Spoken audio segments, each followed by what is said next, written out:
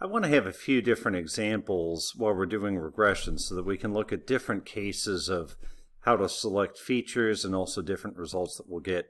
I wanted to find something that has some legitimate data that talks about crop yields, because that's a fairly easy thing to model based on things like fertilizer, rain, sun, and the like. So I went out to Kaggle and I found some data on wild blueberry pollination. Now, unfortunately, a lot of this was generated, and I prefer to work with real data, but nonetheless, this will do the trick for us. So simply do the imports that we need, and then read CSV. And when I take a look at this, I see several possible feature columns. Row number is redundant, though.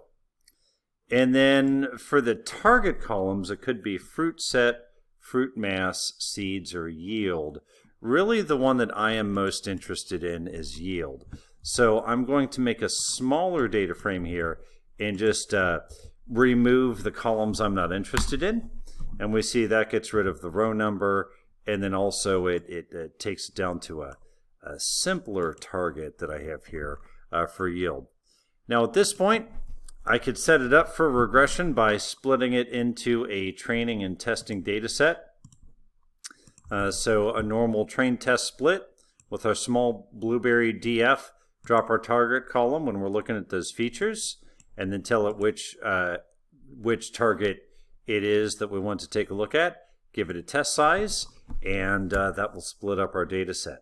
So I know that's just a little bit, but I'm going to leave it there because we'll pick up from this point and take a look at some selection models that we can use to decide which features to use. So nonetheless, just want to get the set up, and this will get us into some really good information.